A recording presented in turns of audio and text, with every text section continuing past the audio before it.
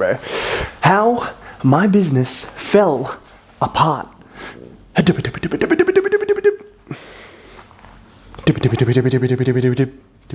Timmy with the intro. You can go wherever you'd like to. Okay, he's gone. They're going to sit in the sun. My dogs sitting in the sun. And this idea really came to me to talk to you guys about, because we're in that vulnerable stage of just like being super open about everything whilst I was running today. So I got up, why are you running? And just went straight for a run. But after letting the dogs go to the toilet and that. But one of the big things is, over the last couple of years, so since the start of 2023, I have allowed my business to fall to the wayside. Essentially, like cutting straight to the point, like why or how my business fell apart. I got complacent. Essentially, I just started cruising along, and to be honest, we got it to a point where all things, multiple streams of income combined, they were good enough. Like we could have just honestly retired like that, like just set sail and like chilled out for the rest of our lives. And I honestly started to, I guess, what's the expression I'm thinking of? Like you eat your own, you have your own cake and you eat it. I don't think that's the expression. You're like riding high on your own accomplishments kind of thing, when they're not truly just your own, you know? So honestly, I did lack a little bit of that. And I also felt like I didn't deserve it. Interestingly, we can get to some stuff, which we kind of talked about last night. But I pretty much just had gotten things to a point where we could have retired, sailed off into the sunset, never been seen again, not even have to be online.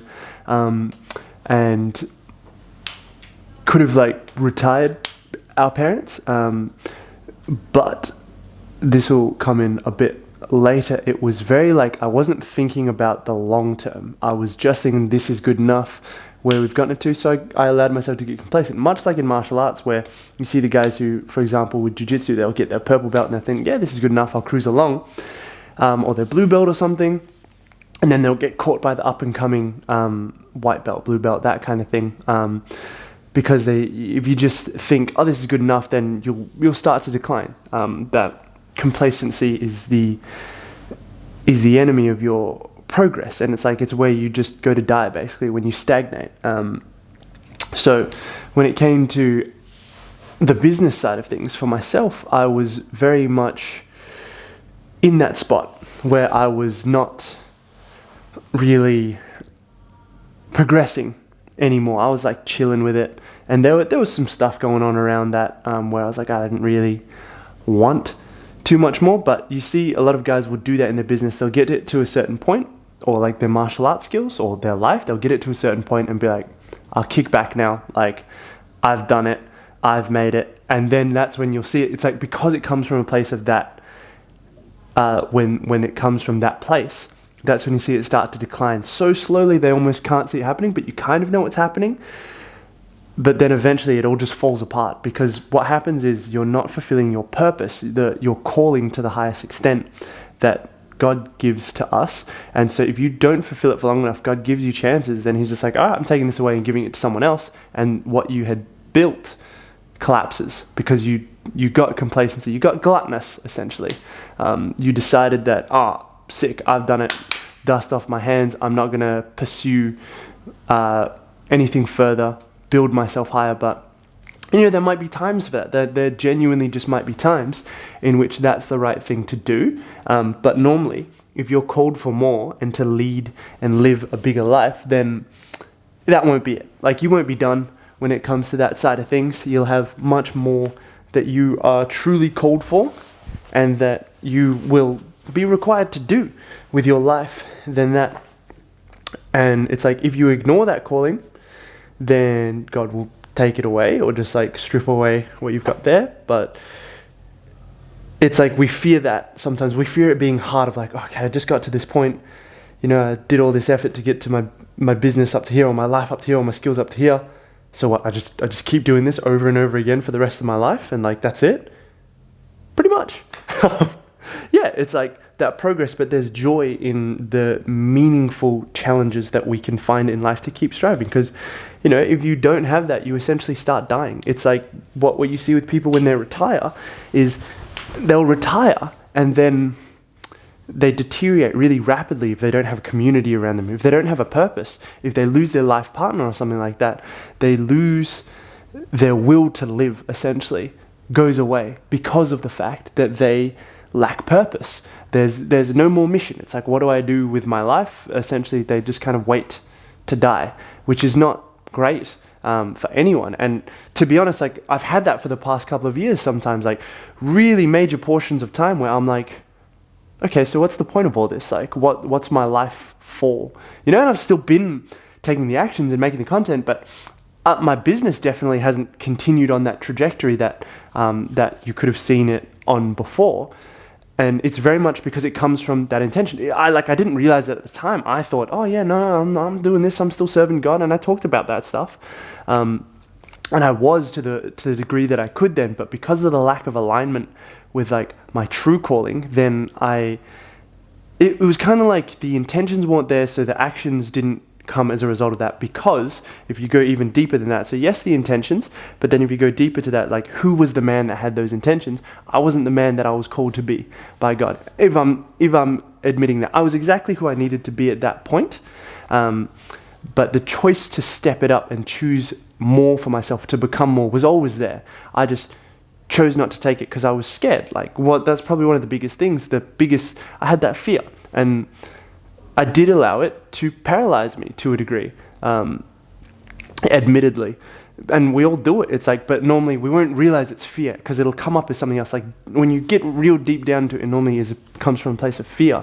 But it's like normally what you'll see it as is like you get angry at something, or you get lazy, or you get complacent. And it's like sometimes when you're lazy or you're complacent, you don't know. It's not like you don't know how or what to do.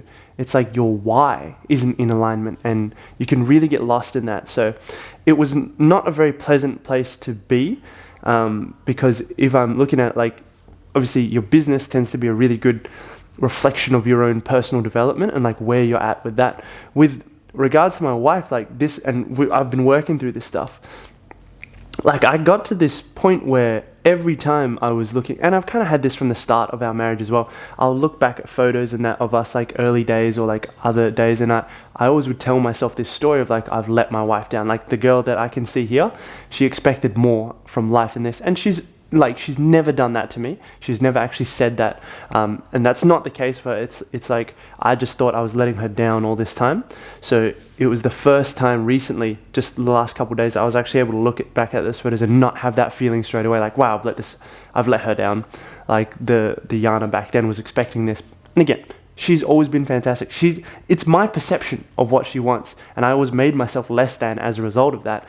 And like we've talked about, that can be a powerful motivator. That fear, that drive, that like I'm not good enough, that kind of thing can be a very powerful motivator. But once you get to a certain level and actually achieve, you get trapped by it. So your greatest motivator, when it comes from that scarce place, will become your greatest limiter. And so it's not a pleasant place to be in, but I know I had to go through it to be able to share that with you guys. If I were to not share it and not be open now, it'd be like, well, what's the point? Like, I know that part of my life calling is to go through these things to be able to do that as well. And look, this is why we talk about developing the important skills and multiple streams of income and just like base skills that are required. So it's like that mix that you've got of base skills that you always need to develop to hit new levels, and to keep improving your life, but also the acceptance of like who you are as a person and like how that shapes you and how that shapes the actions that you take. So look, yes, my business was deteriorating, but we'd also, and part of what the story I told myself and I allowed myself to see was the fact that we've got this passive incomes and that, like, we're fine, we're set, like, we can do this. Like, I could have, this is what I said I'd come back to before, I could have, we could have, like, if we weren't smart about it, could have just, like, been like, yeah, cool, all parents retire, da-da-da-da-da, probably would have, like, with the attitude that I had at the time, would have lasted, like, maybe a year, and then it would have been like all this stuff, and it would have gone away, because I wasn't thinking for the long term. Like, I was just thinking about what I could see right in front of me, which, again, like we've talked about, strengths unchecked or unhoned, unrefined, will become your biggest weaknesses. I'm quite good at seeing what's right in front of me, focusing on that side of things, being more short term. But that does mean that one of my weaknesses is thinking about the long term. And that's why we talk about you need a team around you, whether that's business or like martial arts and that. You're going to not be able to always tell what those weaknesses are. If it's business and if it's life, it's like partners with complementary strengths, team members with complementary strengths. That's why it all works the same way, because I'm very blessed in the regard that I've had my wife the whole time. She's very long-term focused, very great with ideas and pulling me up for this stuff in a loving way, like giving me the space to be my own man. But I also, like, there'd be times where I'm like, oh, we're just going to do this. She's like, actually, like what we've discussed, probably not the best idea, blah, blah, blah. So she definitely helped massively in regards to like not allowing me to self-destruct. And I can hear her shuffling about in the kitchen behind me there. And now the dogs are like, ooh, what's going on over there? I believe we're about to go get some bubble tea. But yeah, that's why it's so important. Hurricanes, yeah. We got a hurricane, we got a cyclone coming. It's not going to stop us, baby. No cyclone stopping us. Let's go. Another day of confusing our neighbours, going out to we just leave the house to get yochi and bubble tea, and that's it. They see me walk backwards up the hill and run around the neighbourhood sometimes. That's it. They're like, what do these guys even do? These young kids. But yeah. So anyway, Cyclone Alfred. Good times. That's why I'm not sitting outside right now. My outdoor couch is inside right now. It has been confined. But yeah, anyway, that's the importance of having a team and continuously putting the cart before the horse, because in a way they can kind of like catch you. And all these things, double-edged swords potentially, positives and potential downfalls of all these things, or challenges that come with each of these things. Having a team that are so great and address all of your weaknesses can mean that you're like, oh, cool, I'm good. Like, I can just kind of fall back on the safety net. But the team's only complete if everyone's playing to their strengths. If you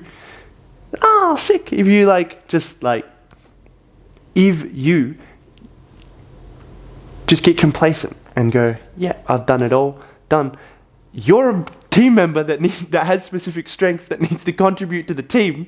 Otherwise, a chain is only as strong as its weakest link, and you become the weakest link as a result of that. You are the weakest link. But that's why it's really good to have a team, because they will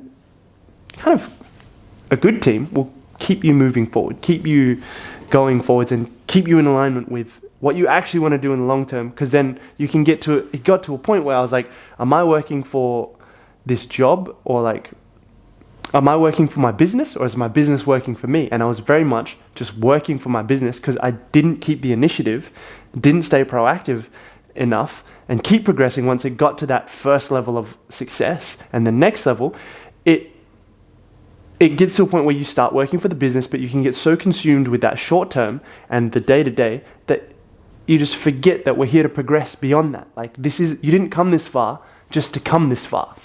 But I was taking actions that were in alignment with just coming this far and being like, yeah, cool. But it wasn't quite where I wanted to get in the business. It was still more, the accomplishments were still far greater than I would have imagined I would have had for my life. And we've talked before about why that might contribute there. But it was just that, where you just get so consumed in, what's right here, what's right in front of me. Like we talked about last night, accountants tend to be terrible with money because their whole thing, we could call it the accountant mindset. You get so consumed with like what's right in front of you. No diss on any accountants, but this is just like my experience with them so far. They're very much like, no, you can't afford that, you can't do that, you shouldn't do that, you can't invest in yourself, because they're like, you only make this much, this doesn't make sense. But it's like, you're talking about investing your time, your energy, your money, your effort based on what you have now and saving some of that for later. But it's like this phrase that Yana has been using a fair bit lately. I can't remember where she got it from, but it's like, what are you saving your energy for? What for? Like, what are you saving this and that for?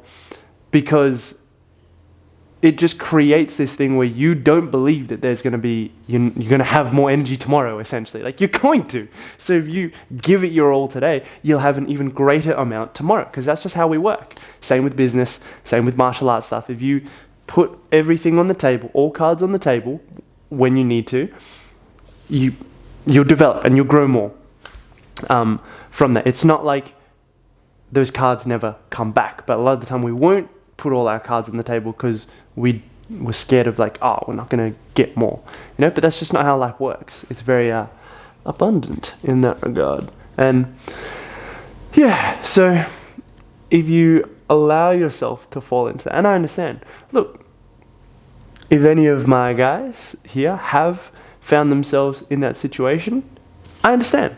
Like, I get why it can happen. The biggest thing is, what are you going to do? Like, and I understand how we can get very caught up in, well, I can't, necessarily invest in myself more, or like keep going until I get to this point. But then you'll realize, if you ask why, how'd you come to that conclusion? It's like, well, I also can't get to this point unless I invest in myself first. It's like when people say, oh, I'll get good at martial arts when I sign up. I'll sign up to the martial arts gym when I get good at martial arts. It's like, oh, hang on here. How are you going to get good at martial arts in the first place, It's like saying, oh, I'll join the gym once I get strong. It's like, well, you kind of need to put the cart before the horse and join the gym to get strong in the first place. Like, it all works the same way.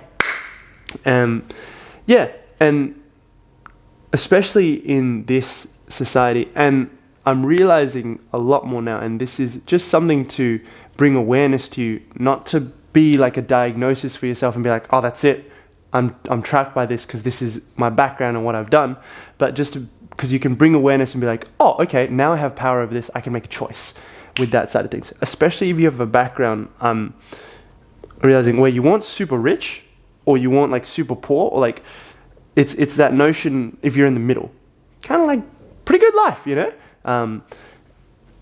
that idea of sometimes you do better if your situation was a little bit better, a little bit worse. It's that middle ground where you can just be like, yeah, this is all right. It's not quite what you want. It's not the real thing. It's not the full thing, but you're not dying. Like, you're not broke. It's not too bad.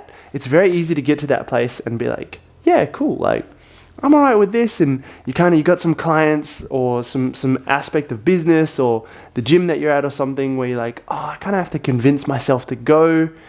Or I have to, psych myself up to work with these clients, but I don't really want to. But you're trapped by that because you're working for your business, or you allow yourself to be in that situation. But it really just takes going like, all right, well, I have to remember to, yes, maintain and deliver the best parts of myself possible to maintain the current skill level, but also move forward. And in moving forward, you'll also maintain.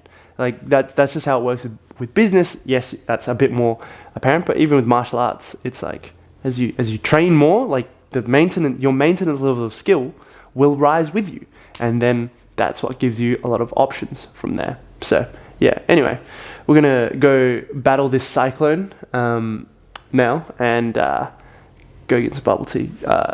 Yeah, catch you guys on Flippity Flip. Just remember, this is all the art of being man, is continuously putting the cart before the horse, because that's what we are called to do. And a post that I'm making for later is, it's not for everyone. Like, this thing, greatness, excellence, it's not for everyone. And if it's not for you, that's fine. Like, just know that that's where you fall and go for that. But most of us, especially as men and the guys that I see and I know and I talk about, you didn't come this far just to come this far. You know that you're built for more, you're called for more. So it's just about putting yourself in the situation where you could do that. And I get it, once your business gets comfortable, or your life is comfortable, it's like, well, what if I ruin, what if I destroy everything that I've built? And it's like, the maybe of doing that is scarier than us dying to our true calling, dying to the man that got us here in the first place, dying to that man and not being that man anymore. But the thing is, whilst the threat isn't as imminent, it's guaranteed that when you do that and you decide not to go for it and fulfill your calling, you're guaranteed to lose everything that you've built anyway. And even among that, I mean, like, if you think about it this way, from dust you were born and to dust you shall return. It all goes back anyway. Like, we all return to that. So why not, like, spend every moment of your life dedicated to something that you are truly called for and truly passionate about? It's a beautiful thing to get to do that in a martial arts context, to get to do that in a business context, in a life context. And like we've said, it's all a thinking man's game because it all works the same way. So keep putting that cart before the horse, keep the initiative, stay proactive. And honestly, life is just that much better for you doing that. And look, I get it. I ain't here to convince you of this stuff. I'm here to remind you because you already know. So here's another reminder. Let's do it. Get something of that done today. Like, there's always something that we can do to just take that first little step. And because the more you let it build up, the tougher it can be. But if you can just take the tiniest step forward, you don't have to go from step 1 to step 10. You just got to go from step 1 to step 2, 2 to 3, or even 0 to 1 in the first place, which can be one of the harder bits. Yeah. For example, I have some vlogs backed up from like the 20th of March. 20th of March. The future! 20th of February that I hadn't been doing because I'd been building it up in my head. Oh, it needs to be this big, fantastic thing. I was like, you know what, just like chuck the mic on, do the commentary, go for it. And so yeah, that's going there. But anyway, this is all the art of being man. Embody that and it'll be all gravy, baby. Catch you guys on the flippity flip. Bah!